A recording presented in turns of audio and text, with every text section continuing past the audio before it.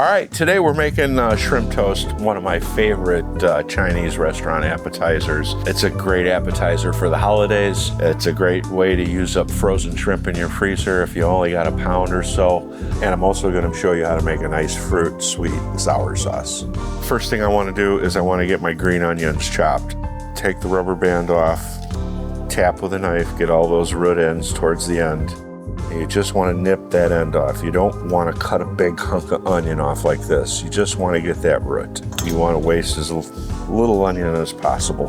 Now, one of these we're going to use for a garnish for the shrimp. So we're going to cut it right away. Take the tip of your knife and run it through like so.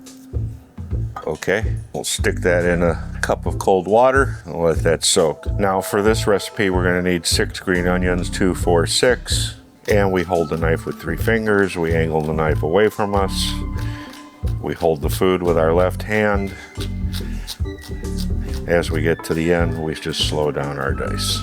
Half of these will be the green part from those 6 green onions. We slice it a little bit of an angle, making sure to rock that knife so you get through the green onions so you don't end up with something like this. So those are the green onions for our mix for the shrimp toast.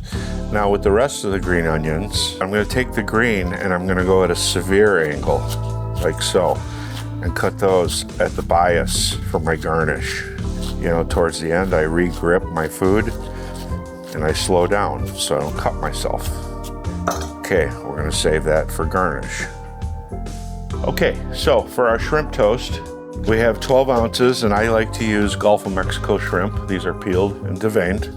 You could chop them on a cutting board and mince it with a knife. You don't absolutely need a Cuisinart or a Robot, but I like to use it because I have it. The green onions will go in, about a 1/4 cup of cilantro leaves, 2 teaspoons of sesame oil, a couple drops of fish sauce, 1/4 teaspoon of ground white pepper, 2 teaspoons of sugar. That brings out the sweetness in the shrimp. 3 teaspoons soy sauce, 2 teaspoons of cornstarch. That helps us bind our shrimp mousse because that's basically what we're making. Then we want to put a touch of fresh ginger and garlic in here. I got my ginger I've skinned, and I microplane this ginger into the Cuisinart bowl. And the reason why I do this, I don't want big chunks of ginger in my shrimp toast. So that's why we microplane it. We want it to dissolve into this shrimp mousse. And we just tap it on here. And the same thing with garlic. I got 2 cloves of garlic that we're gonna microplane. And I use the root end as the end that I'm gonna hold so that doesn't get into my mix. All these cilantro and green onions and garlic, ginger I'm growing now at home, and you know, the 4 seasonings that I was taught in chef school that are normally used in most Asian cooking is white pepper, sugar, soy sauce, garlic, and ginger. Okay, now we have to add 3 egg whites. And, you know, these are farm pasture-raised eggs, so they got nice color. I'm saving the yolks, and, you know, use the yolks to supplement an omelet, or to put in a pancake, waffle, or French toast batter. You know, it's best to use up egg yolks with breakfast items because that's normally where we eat a lot of eggs. So, you know, add these 3 egg yolks to your 2 eggs to make an omelet, and it'll make it just a little bit richer, and it'll be delicious. You'll love it. Or I'll freeze them, and when I get 12 of them, I'll make some creme brulee. So egg yolks freeze very well. What we're gonna do is we're gonna pulse this. We want to make a mousse out of it.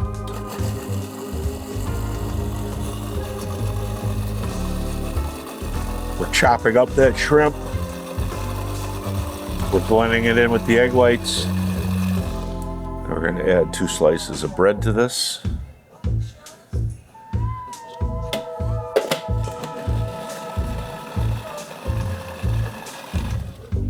Now, what you want to do with this mix, before you take it out of here, you want to cook a little bit of it. And we've got our oil at our frying temperature. And we want to do this because we want to check the seasoning. We want to make sure there's enough salt, there's enough garlic, there's seasonings. When you make meatloaf or stuffed peppers, meatballs, you want to fry a little piece of meat after you're done mixing it so you can check to see how the flavor is. Make sure you have enough seasoning. You know, we check our oil, and this is something you want to keep an eye on throughout the cooking process. You know, this is, you know, it takes about 30 seconds for it to register what it actually is. This should be just around 325. Any hotter and it'll get too brown before it cooks. See how nice and puffy that got, how it's looking. Well, while that's working, 8 pieces of bread. This is our plate for sesame seeds. You can see the heat there is just creeping up to 325. You know, it's okay just to be a little bit lower, but this oil I just turned up, so it's gonna take about 5 minutes for it to bump up there. I also have a laser temperature guide, and this is telling me that we're at 310, 312. And that's about what it's showing there. And that's just going to take a little bit longer. All we're basically wanting to do is we just want to get a taste of this filling and make sure it's what we want. And if it isn't, we've already got the bowl still sitting there. That looks great. Delicious. Okay, we're at 325. Our shrimp toast is lovely. Take our scoop. We scoop out equal portions. It's looking like a scoop and a half per piece. And we got it all divided out. We've used all our mix. We push this into our bread. And we get about a 1/4 inch layer. And we don't want to go all the way to the crust because we're going to be cutting those off. You know, simple butter knife or a miniature spatula works. Back of a spoon. You know, whatever you feel comfortable with. You'll get the same result. You'll look professional. That green onion is a really nice flavor, and that shrimp and that sugar brings out the sweetness in the shrimp a little bit. The fish sauce just adds a little bit of the saltiness with the soy, and the ginger and the garlic are in there, but it's not overpowering. It's just another level of flavor. Want that shrimp to soak into that bread so it'll stick. We sprinkle these with our sesame seeds. It really is more for the look than it is for the flavor. On these, what I like to do is I like to sprinkle Spanish smoked paprika on them. Just gives them a little bit of more goldenness when they're fried. Okay, our oil is ready. We're gonna cut the crust off our bread. We're not taking any shrimp with it, just cutting off the crust like so. And then we cut it in half. And we set it in the oil, shrimp side down. And like I said, we can do only about 4 pieces at a time, so we're gonna be doing 4 batches. You gotta pick up the shrimp toast with a knife, just like this, and about 2 minutes. And then we'll flip it over and we'll do it for another minute. So while that's going, you know, I look at my clock, 4:27 is when we'll be pulling the plug on that. And I'm going to show you how to make a pineapple sweet and sour sauce while we're cooking the second batch. You know, if this falls over on you like this, that's okay. Okay, don't get all nervous. It's okay. This is a great Christmas appetizer. Doesn't need to be in a warmer or anything. Everybody loves shrimp with a nice sweet and sour sauce. Take a look at these. Oh, that's looking nice. Just roll those over just like that. Take a temperature, see where we're at. I turned the heat off because it was getting just a bit too dark. And what you can do is you can get them to the light brown you want, and you can bake them the rest of the way too. We're at 325, so we're perfect. 1 more minute on the final side. See how nice and light brown those came out. If you do this shrimp toast thicker, which you certainly can, you're just gonna have to make sure that oil is at 325 or a little bit less, and you're gonna have to add maybe another minute. And obviously what you can do is you can pull a piece out, cut it, check it. If it's not done, then you can pop it back in. No harm, no foul. So we put these toast side down on paper towel. Let that soak up and drain nicely. And we'll get our Next 4 pieces go in. There you go. And we'll go another 2 minutes. Now, while those are cooking, let me show you how I make my sweet and sour sauce. It's got lots of yummy ingredients, and I use pineapple preserves to make the base of my sweet and sour sauce. So I'm just gonna get right to it. We got a 1/2 cup of rice wine vinegar. We've got 1 jar of pineapple preserves. You can use cherry preserves. You can use plum preserves. Any fruit you could use, but plums, orange marmalade would be good. I'm putting a tablespoon of Chinese red hot chilies, 1/2 cup of granulated sugar, just a few drops of fish sauce to bring a little bit of umami, 1 teaspoon sesame oil, 2 teaspoons soy sauce, 1/4 teaspoon of white pepper, and the same thing with garlic and ginger. I like to grate it in here with the microplaner because that way the garlic and the ginger dissolve and you don't bite into a big hunk of it if you were to chop it by hand. You don't want it to be overpowering, you just want it to be in there. I used about a 1/4 ounce, 1/2 ounce chunk, you know, so that's about a 1/2 teaspoon, and the same thing with the garlic. I actually, Zach, that you mentioned it, you put your garlic in the press, you squeeze it through, rub it on the side of your pan. Okay, now let's check to see how these shrimp toasts are doing. Oil has calmed down a little bit, so that's a little bit lighter. That's kind of what we're looking for.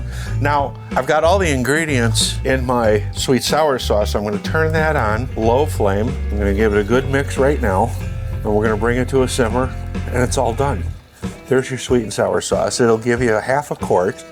Great with egg rolls, great with Chinese stir-fry rice. This is way better than what you buy in the store, and you'll have plenty of it for multiple uses. So this is our sweet and sour sauce. At this point when it's simmering, the garlic and the ginger have permeated that sauce, and it's ready.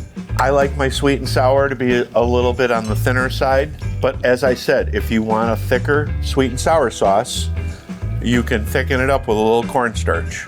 Refrigerate that without the cover for a couple hours, and then cover it, and what you'll end up is with this delicious sweet and sour sauce. I encourage you to make your own. As you can see, it took us less than 15 minutes. If you want, when you simmer this, if you like your sweet and sour sauce a little thicker, then you could add a little cornstarch to it. I wouldn't say more than a 1/2 tablespoon of cornstarch to an ounce of water. And make sure that you bring that to a simmer for a good 2 or 3 minutes, so you make sure that you've cooked that starch out of the sauce. I'll just take a check here and see where our temperature's at on this. We've got the gun. See, we're at 279, so it got a little bit low on us. I got the heat back up. If you're using a deep fat fryer that holds the temperature, that works great. But if you're doing it on the stove like this, you have to work with a pan that you know. A heavier bottom pan like this, and you just got to keep checking your temperatures all the time. That's getting nice and golden. That shrimp is cooking nicely. Our oil is starting to get back to where we want it. It's almost 300 now. So I'm just gonna turn it down a little bit because it's not automatic, you know. And again, it's okay to cheat and use a skillet or a fry pan that has a temperature set on it. These are nearly done. That's what we're looking for, the bottom, a nice light color. You know, let these drip off a little bit before you go to the paper towel. You know, something you want to be careful with kids in the house. While we're plating, I'm gonna get some more shrimp toast going, because, you know, I got a cameraman to feed.